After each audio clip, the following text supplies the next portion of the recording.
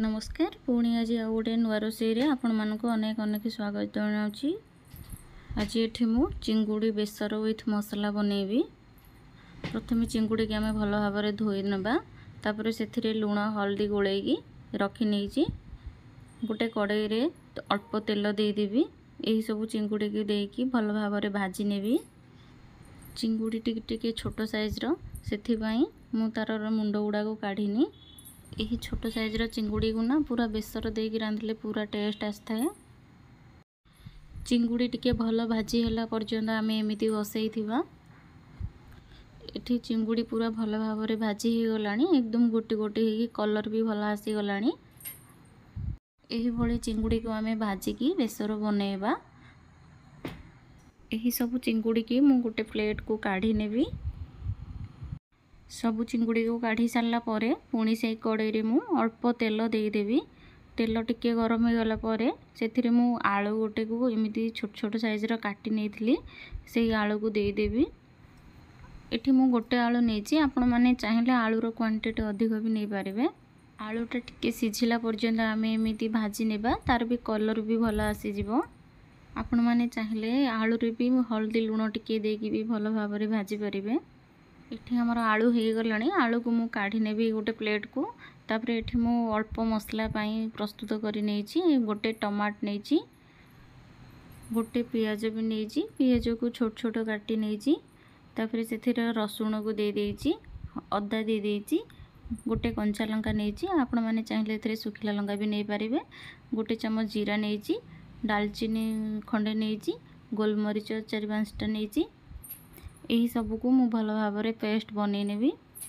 यही मसला बटा पर एठी मु बेसर टिके बाटी नेबी। 2 चम्मच एठी सोरिष दे देछि, सेथिरे अल्प टिके रसुण दे देछि, यही जीरा टिके दे देछि। यही सब को मु भल भाव में बाटी नेबी।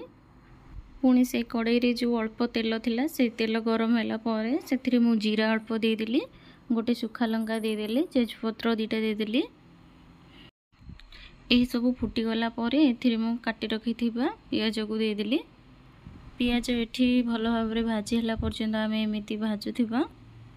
पियाज एठी भाजी हो गलानी, कलर भी तार चेंज हो गलानी। तापर एथिरे मु बटा मसला को दे देबी। यही मसला को आम 4-5 मिनट एमती कषे नबा, जेमिति कि तार कंचा स्मेलटा पळेबो।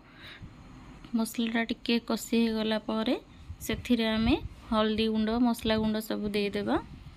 पियाजटा को आम एमती भल भाव में पूरा कषि सारा पर एथिरे मु टमाट गोटे दे देछि। टमाट जस्ट टिके टिके सिझी थिबो, तापर सेथिरे आम हल्दी गुंड गोटे चामच दे देबा। भल कलर आसला पर्यंत आम या एमती कषेउथिबा। पर एथिरे लंका गुंड 1/2 चम्मच टे दे देबी। आपण रागर क्वांटिटी कम अधिका करि परिबे। तापर एथिरे मु चिकन मसला को गोटे चामच दे देबी, लुण स्वाद अनुसार दे देबी। यही मसला को आम भल भाव में पूरा कषे नेले मसलाटी पूरा पूरी टेस्ट आसी थाए। यही सब मसला को कषा हो सारा पर एथिरे मु बेसर बटा को दे देबी। एठी मु बेसर को दे देली। पुणी आम यही सब मसला को आउ थे 2-3 मिनिट भल भाव में कषे नेबा। बेसर कंचा स्मेलटा जमती भी पळै जिवो, भल वासना आसीबो।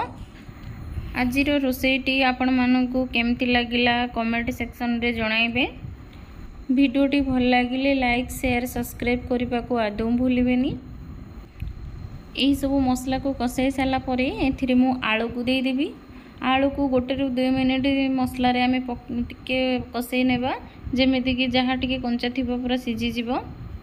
आलू को मसला सह कषाई सारा पर सेथिरे मु भजार चिंगुड़ी को दे देबी।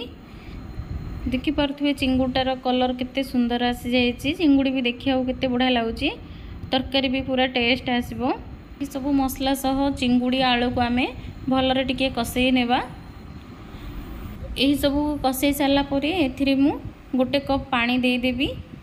एठी मु अल्प पानी देछि, आपण माने जेतिकी ग्रेवी रखिबे देखिकी सेतिकी पानी देबे।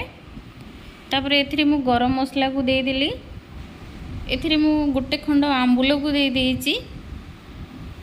जेहेतु एठी मु बेसर को मसला बनैछि सेथिपाई मुझे आंबुल गोटे खंड देछि। बेसर निहाती कले आंबुल खंडे देले पूरा टेस्ट लागिबो तरकारीटा।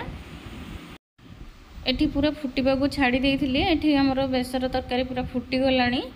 एठी हमर चिंगुड़ी बेसर मसला तरकारी पूरा रेडी हो गलानी। तापर एथिरे मु धनिया पत्र को दे देइछि। आज एतिकी आगो को आ गोटे नुआ रोषेई नहीं आसबि। रहिली। जय जगन्नाथ।